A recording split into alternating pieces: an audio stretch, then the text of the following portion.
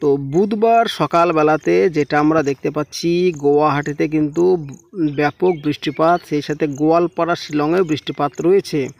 বৃষ্টি রয়েছে আলিপুরদুয়ার, শিলিগুড়ি, পুরুলিয়া এই সমস্ত অঞ্চলগুলোতে বৃষ্টি রয়েছে। তাছাড়াও বাংলাদেশের রংপুরে বৃষ্টি কিন্তু আমরা ইতিমধ্যে দেখতে পাচ্ছি। এবং বৃষ্টিপাত আমরা সকালবেলাতে দেখতে পাচ্ছি জামশেদপুর, বাঁকুড়া, চাকুলিয়া, পুরুলিয়া, খড়গপুর, কোলাঘাট, চন্দননগর, শান্তিপুরে বৃষ্টি দেখতে পাচ্ছি। তাছাড়াও দক্ষিণবঙ্গের সমস্ত জেলার আকাশ মাঝে মধ্যে মেঘলা, মাঝে মধ্যে রোদ, এরকম কিন্তু আমরা রোদ আর মেঘের একটা সম্পর্ক দেখতে পাবো।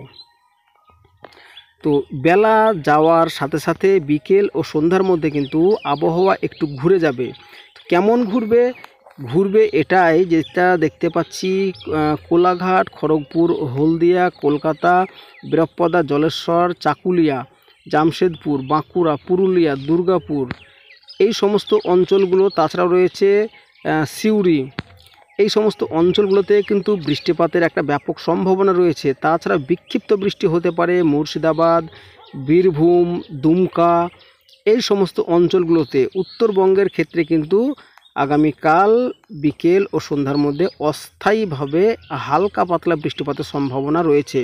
তো ভারী বৃষ্টিপাত থাকছে আলিপুরদুয়ার এবং যেটা দেখতে পাচ্ছি মৌলভীবাজার, এই সমস্ত অঞ্চলগুলোতে। এবং বৃহস্পতিবারের ক্ষেত্রে যেটা আমরা দেখতে পাচ্ছি, সকাল বেলার দিকে দক্ষিণবঙ্গ একদম পুরোপুরি মেঘলা আকাশ থাকছে।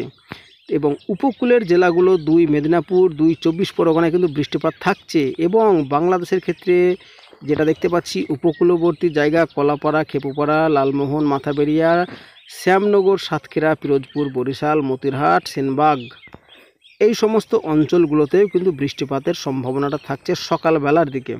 এবং বৃহস্পতিবারই দুপুরবেলার দিকে যেটা দেখতে পাচ্ছি, বাংলাদেশের খুলনা, বরিশালে ভারী বৃষ্টি, সেই সাথে খড়গপুর, কলকাতা, জামশেদপুরে ভারী বৃষ্টি।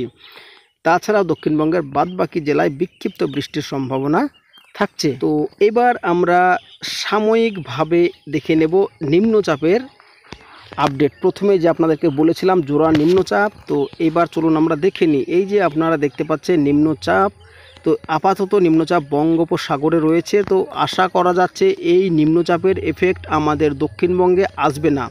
তো এই নিম্নচাপের এফেক্ট যেটা আমরা দেখতে পাচ্ছি, বাংলাদেশ, 2 দিনাজপুর, পুরুলিয়া হয়ে কিন্তু হালকা পাতলা বৃষ্টি হয়ে বেরিয়ে যাবে। তো দ্বিতীয় নিম্নচাপ আপনাদেরকে দেখিয়ে দিই। দ্বিতীয় নিম্নচাপ কিন্তু আপনারা এখানে ইতিমধ্যে দেখতে পাচ্ছেন, একটা ঘূর্ণাবর্ত কিন্তু তৈরি হচ্ছে। তো এই ঘূর্ণাবর্ত থেকে নিম্নচাপ আগামী দিনে আমাদের দক্ষিণবঙ্গে বৃষ্টিপাত কেমনভাবে ঘটাবে সেটা এখন দেখার বিষয় রয়েছে। তো কি জানাবেন কমেন্টে অবশ্যই জানান এই ভিডিও সম্পর্কে। আর ভালো লাগলে ভিডিওটাকে লাইক করে শেয়ার করে দেবেন।